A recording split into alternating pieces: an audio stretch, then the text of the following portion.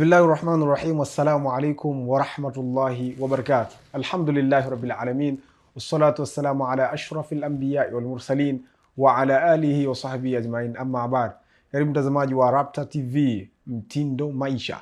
Leo katika Door of Knowledge tutakwenda kuzungumzia Salatul Musafir. Siko peke yangu, naye el-Ustadh Haddad ibn Adam al-Nihrir Darakatu, mwamba kabisa huyu, ambaye leo atatupitisha katika somo hilo, Salatul Musafir. Vipi inaswaliwa swala ya mtu mwenye kusafiri? Wakati gani mtu anaruhusiwa kupunguza swala? El-Ustadh Haddad yeye ndio atatupitisha katika mlango huo. Karibu sana Ustadh Haddad. Bismillahirrahmanirrahim. Alhamdulillah wassalatu wassalamu ala rasulillah Muhammad ibn Abdullah sallallahu alayhi wasallam wa ala alihi wa sahbihi ajma'ina. Amma ba'du. Shukran sana Alhabibi Maalim kwa ukaribisho mzuri kabisa ndani ya kipindi hiki, na imani tutapata mingi mazuri sisi pamoja na usikilizaji wetu. Jambo hili la sala ya msafiri si tofauti sana na sala ya mtu akiwa nyumbani, kwa maana yule ambaye si msafiri. Sasa tuangalie, je, hili limethibiti kwenye Qur'ani, kwa maana sunna? Tunasema naam, hili limethibiti pande zote. Al-Qur'anul Karim, Allah subhanahu wa ta'ala anasema katika suratu Nisa aya 101, falaisa alaykum junahun an taqsuru min as-salah. Allah subhanahu wa ta'ala anatufahamisha kwamba mkisafiri nchi, yani mnaposafiri katika harakati zenu, basi hakuna ubaya. Falaisa alaykum junahun, si dhambi, si makosa kupunguza au kufupisha sala. Mwisho akasema ndani ya sala, kwa maana hayo yote huwa yanafanyika ndani ya sala. Bwana Mtume sallallahu alayhi wasallam naye anasema hii ni sadaka. Sadaqatun ni sadaka ambayo Allah subhanahu wa ta'ala ameitoa kwetu sisi Waislamu wa sawasawa.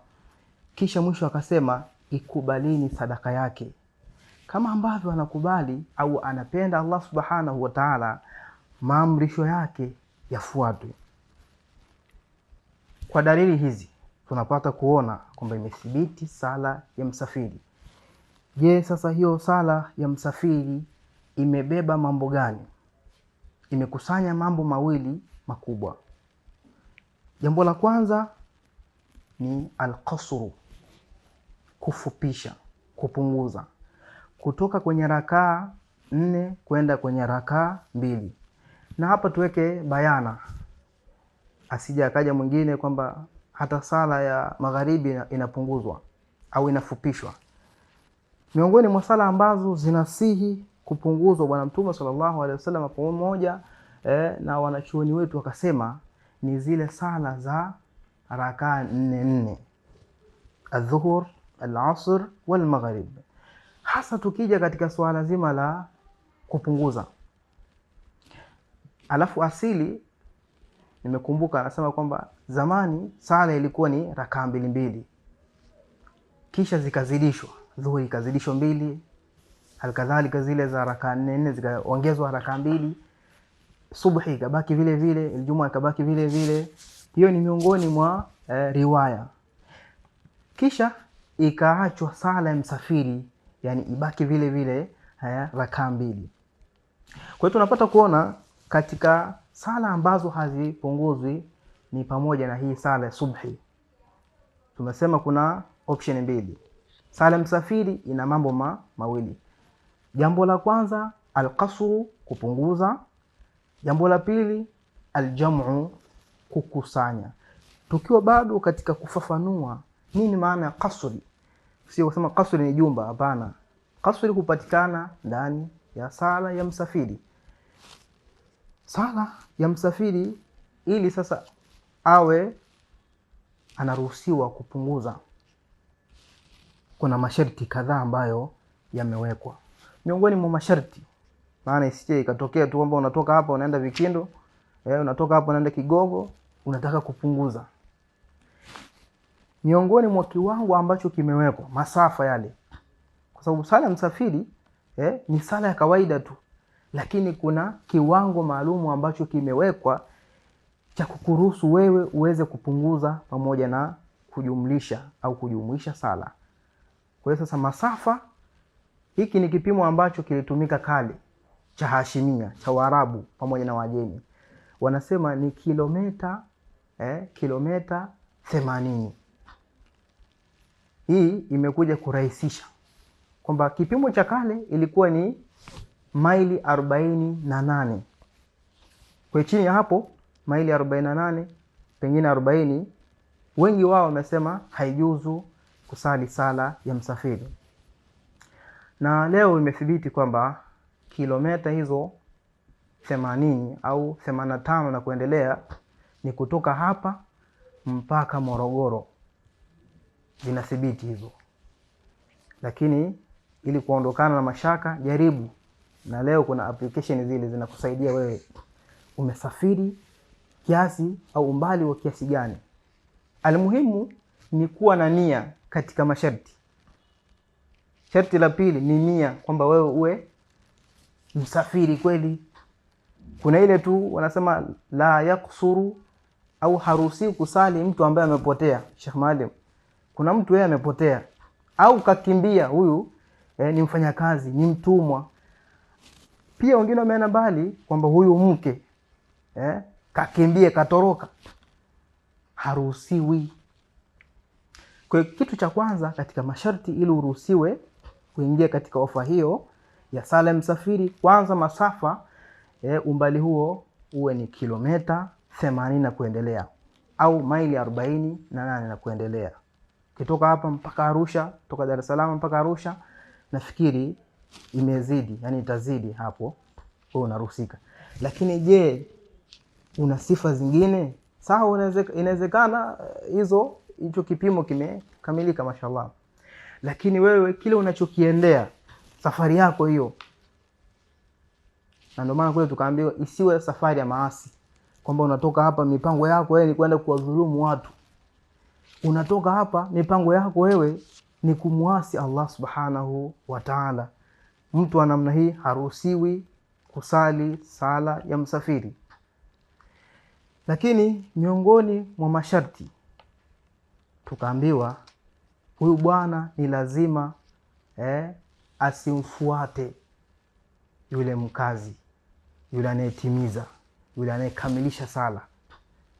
Inawezekana sasa umeingia kwenye process za kusali, ukimfuata sasa yule ambaye pengine si msafiri, hukumu yake nini? Maana yake hukumu yako wewe lazima umfuate. Tunarudi mule inama ju'ila al-imamu yutamma bihi, ni lazima umfuate. Kwa hiyo tukiwa tunafafanua nini maana ya kasri, kupunguza, kunarudi katika zile sala za raka 4. Lakini jambo la pili ni aljamu, kukusanya.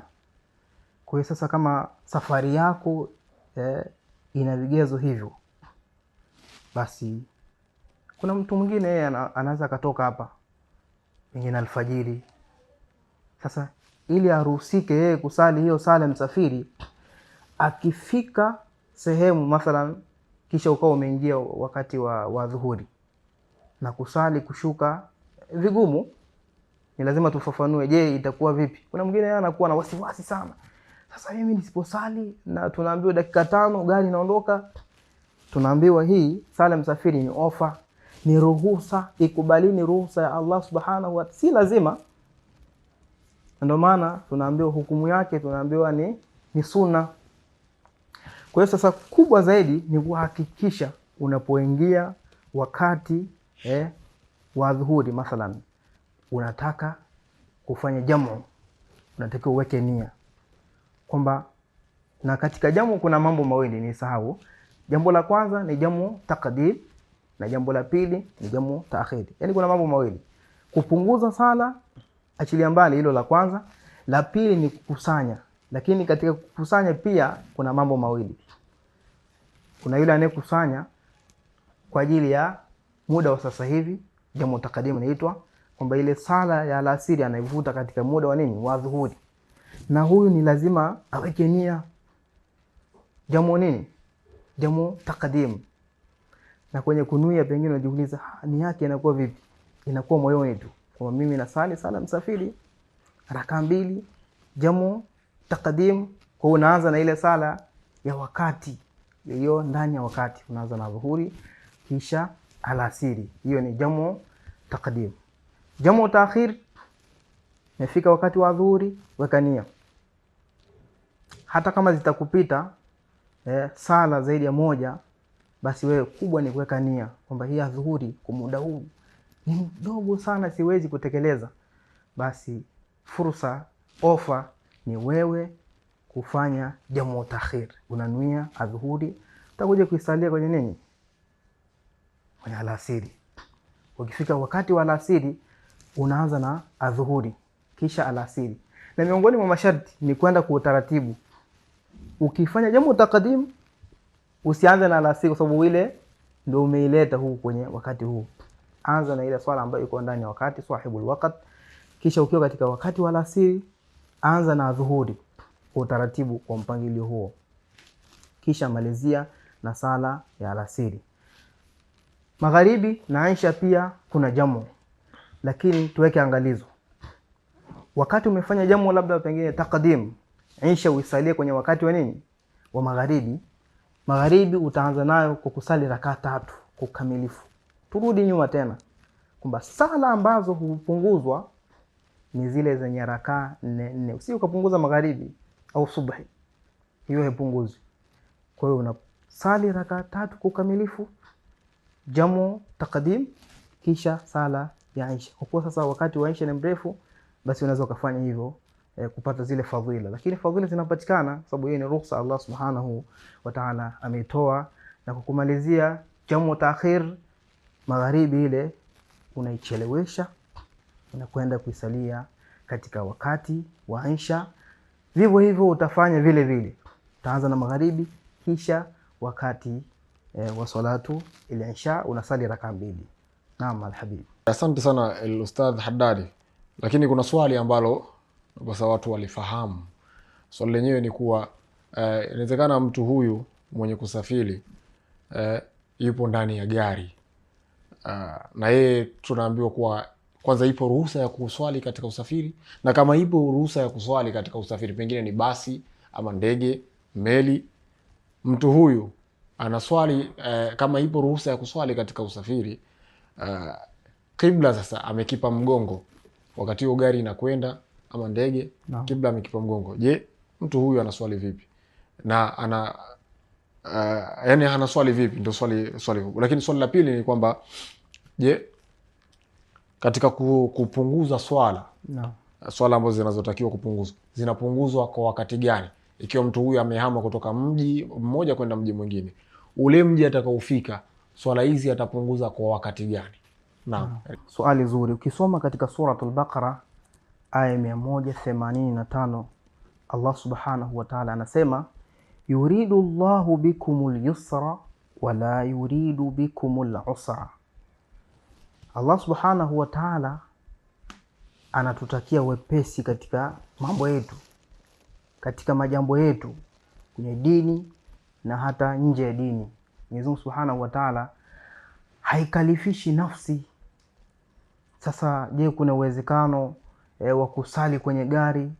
Na tunafahamu kwamba kuelekea kibla ni sehemu katika masharti ya kusii nini? Sala. Hapa kuna ikhtilafu kidogo, ni lazima tuweke sawa. Baadhi ya wanachuoni wanasema kwamba ikiwa ni sala ya sunna, hii ilithibiti kwa Bwana Mtume sallallahu alaihi wasallam akisali akiwa kwenye ngamia, kwenye mnyama wake, na hapo kibla chake ni safari yake kule anapoelekea. Kwa hiyo kwenye sunna hakuna utata. Jamhuri ya ulama wengi, asilimia kubwa, wamesema na wameafikiana kwamba hakuna shida, kwamba unaweza kusali sunna ukiwa katika usafiri wako. Lakini tukirudi katika sala ya fardh, huyu anayetaka kusali sala ya msafiri, naam. Sasa tumetanguliza kusema kwamba wa idha darabtum fil ardi falaysa alaykum junahun an taqsuru min as-salah. Kwanza lazima tufahamu kama ambavyo Mwenyezi Mungu Subhanahu wa Ta'ala anapenda tuendee maamrisho yake.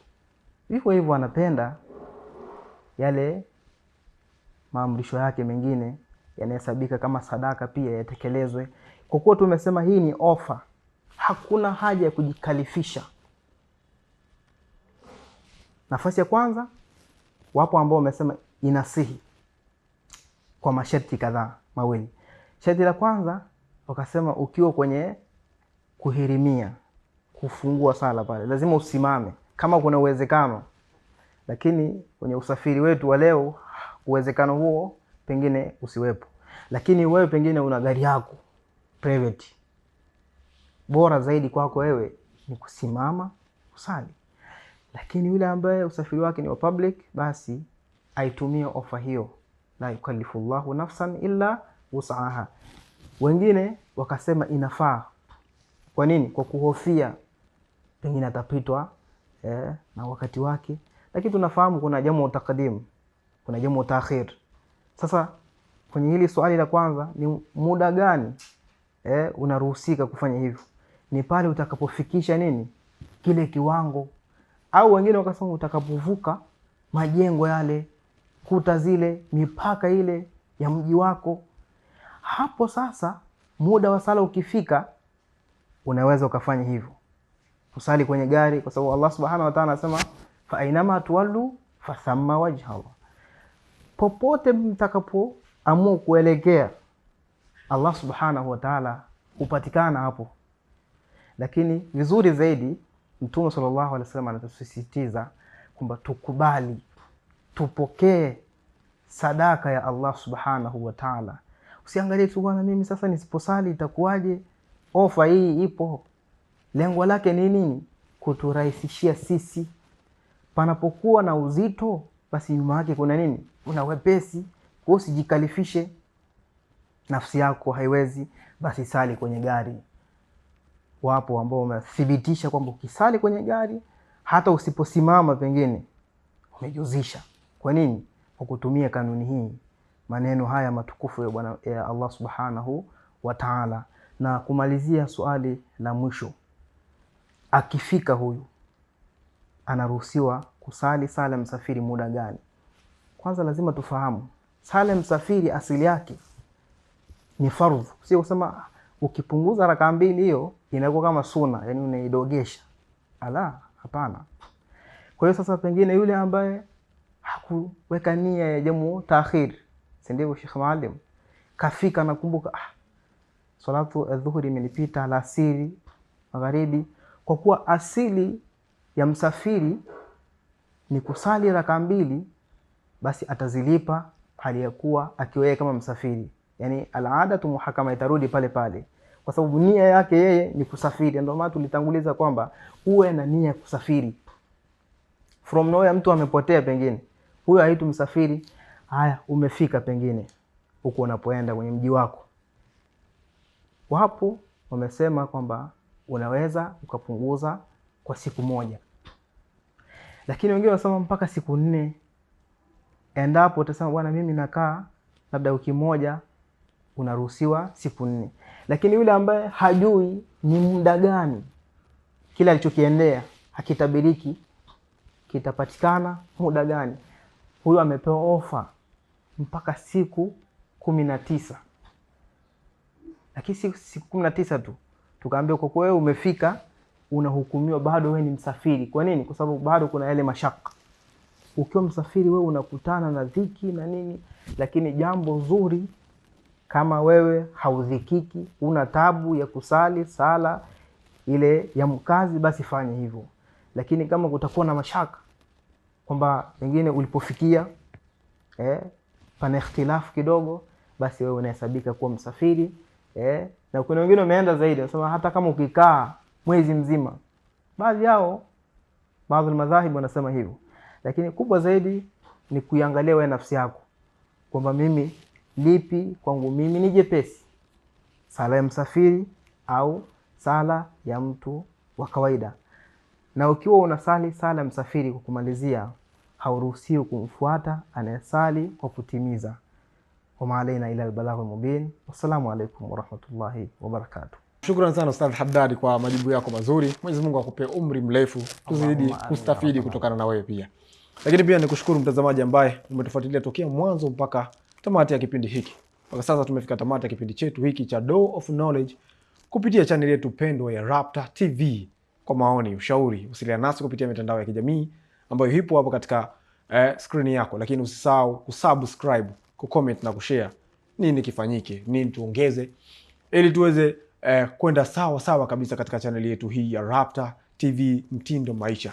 Ulikuwa nami Ustadh Maalim Ibn Omar, lakini pia sikuwa peke yangu, nilikuwa naye Ustadh Haddad Ibn Adam, mwalimu wetu huyu ambaye ametupitisha katika darasa letu hili la siku ya leo. Mpaka juma lijalo, wabillahi tawfiq. Wassalamu alaikum warahmatullahi wabarakatuh.